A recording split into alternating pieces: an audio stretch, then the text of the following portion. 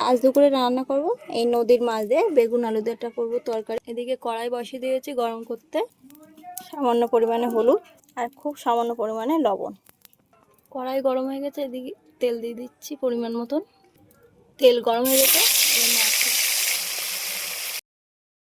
এবার এই তেলেই আমি আলুগুলো ভেজে নেব।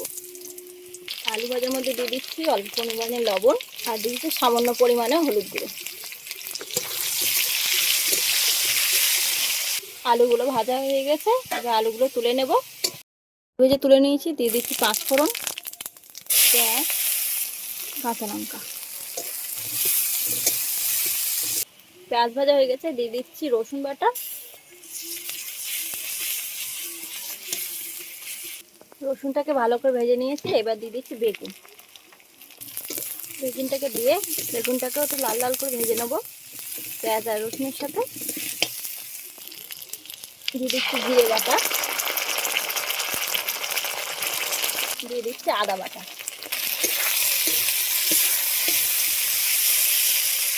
এর মধ্যে দিয়ে দিচ্ছি এবার ভেজে রাখা আলুগুলো, হলুদ গুঁড়ো, লবণ, দিয়ে দিচ্ছি লঙ্কার গুঁড়ো।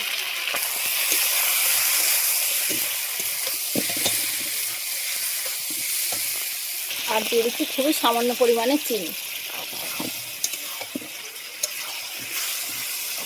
মশলার থেকে কিন্তু তেল ছেড়ে দিয়েছে, আমি এবার দিয়ে দিচ্ছি পরিমাণ মতন জল।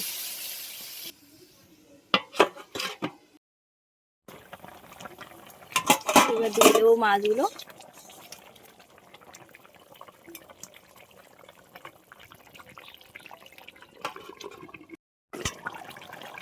আমার মাছের ঝোল কমপ্লিট।